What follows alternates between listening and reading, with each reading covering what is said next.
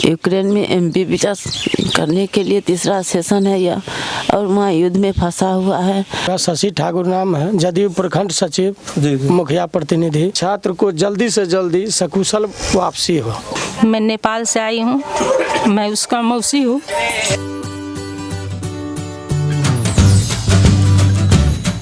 नमस्कार, आप देख रहे हैं यस भारत न्यूज़।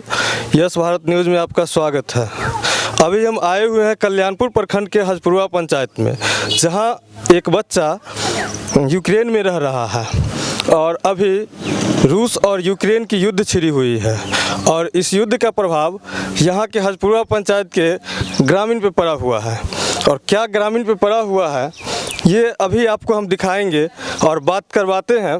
देखते हैं कि यहाँ का बच्चा पढ़ने के लिए यूक्रेन गया हुआ है। लगभग 25,000 बच्चा यूक्रेन में रह रहा है और 14,000 बच्चा भारतीय रूस में रह रहा है और दोनों देश में युद्ध छिड़ी हुई है और उस युद्ध का प्रभाव यहाँ भी है।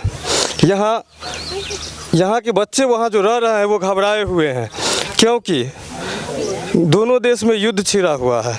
आइए हम बात करते हैं, देखते हैं कितना विकास हुआ है। अगर यहाँ विकास होता, माननीय नीतीश कुमार जी से कहना है कि नीतीश कुमार जी देखिए कितना विकास हुआ है आपके बिहार का, कि यहाँ के बच्चों को बाहर में जाके पढ़ना पड़ता है और दोनों देश के युद्ध का नतीजा यहाँ के बच्चों को भुगतना पड़ता है। इसलिए आइए हम बात करते हैं इस बच्चे के गार्जियन से और यहाँ के लोगों से, जानते हैं कि यहाँ इस बच्चे के क्या प्रभाव पड़ा है और इस बच्चे के माँ का दर्द देखेंगे कि माँ का देखिएगा कि माँ के आंखों से आंसू कैसे छलक रहा है, क्योंकि बच्चा आना चाह रहा है दोनों देश के युद्ध में और बच्चा अभी आ नहीं पा रहा है। साहब क्यों रो रहे हैं ये बताइएगा सबसे पहले।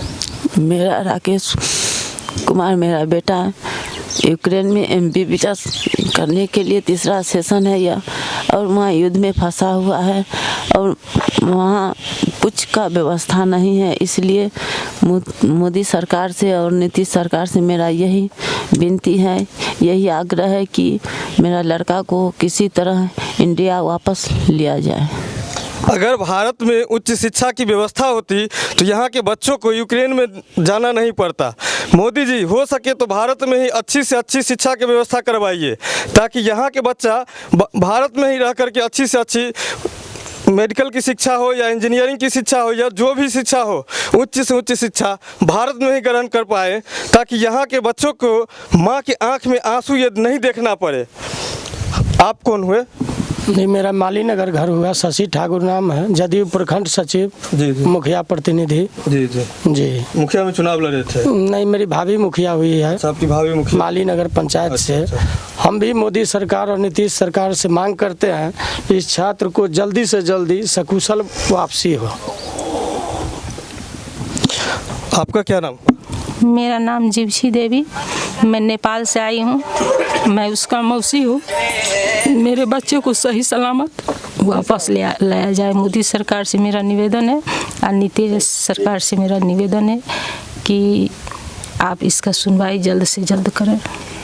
अगर एक चीज़ ये बताइए, अगर भारत में उच्च शिक्षा की व्यवस्था होती तो क्या आज आपके बच्चे को वहाँ जाना पड़ता? नहीं, अगर उच्च शिक्षा की यहाँ व्यवस्था होती तो मेरा बच्चा वहाँ क्यों जाता।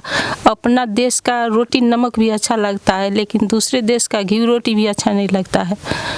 इसलिए जल्द से वापसी का आपसे अनुरोध प्रार्थना है कि लाया जाए। तो हम बच्चे के माँ से मिले हैं, बच्चे के मौसी से मिले हैं, अब बच्चे के पिताजी से भी हम मिलना चाहेंगे और बात करना चाहेंगे कि बच्चे के पिताजी क्या कह रहे हैं। इनका बच्चा मेडिकल करने के लिए गया हुआ है यूक्रेन।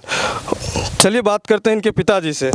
मेरे बच्चा राकेश कुमार है, वह MBBS की पढ़ाई 18 में गया करने और 25 फरवरी का टिकट था आज का, तो कल से फ्लाइट बंद है और वहाँ यूक्रेन में इमरजेंसी लागू है और खाने पीने का कोई सामान नहीं मिल रहा है। मेरा बच्चा भूखे प्यासे वहाँ है। किसी तरह मोदी सरकार जी से निवेदन करते हैं या और नीतीश कुमार जी से मेरा बच्चा को वापस कोनो रास्ता से लाया जाए, जो कि मेरा बच्चा सही सलामत आवे।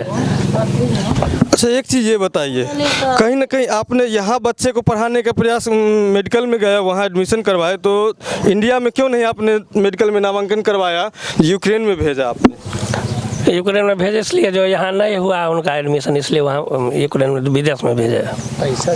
वहाँ एक चीज़ ये बताइएगा, वहाँ पैसा कम पैसे में एडमिशन हो गया ना? जी जी, यूक्रेन में कम पैसा में एडमिशन हुआ, इंडिया में ज़्यादा 1 करोड़ रुपया लगता है MBBS करने में, और यूक्रेन में 50 लाख में हो जाता है, इसलिए वहाँ भेजे। एक चीज़ ये देखने वाली बात है कि यहाँ के लोग यूक्रेन में जा कर के अपने छात्र को पढ़ाने के लिए भेजते हैं, विदेशों में भेजते हैं। एक ऐसा गरीब परिवार जो कि कैमरामैन से हम कहेंगे कि थोड़ा सा इनका घर दिखाएं कि ये घर है।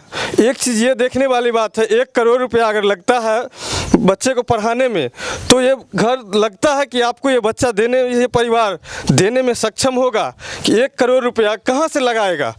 ये एक मध्यम वर्गीय परिवार भी नहीं कहा जा सकता है, एक निम्न वर्गीय परिवार कहा जा सकता है, बहुत ही गरीब परिवार है जो रहने के लिए सही से घर नहीं है जिस परिवार का। आखिर कहीं ना कहीं सभी चाहते हैं कि अपने बच्चे को अच्छी से अच्छी शिक्षा दे सके और अच्छे से अच्छे बनाया जा सके। इसी गरीबी को झेलते हुए इस परिवार ने अपने बच्चे को कहीं ना कहीं यूक्रेन में भेजा है। आज़ादी के आज इतने वर्षों बाद भी उच्च शिक्षा की व्यवस्था भारत में नहीं हो पाई है, जिसके कारण आज इस बच्चे के माँ से आँखों का आंसू नहीं रुक रहा है। हजपुरवा गांव से मैं श्रवण कुमार, जय हिंद।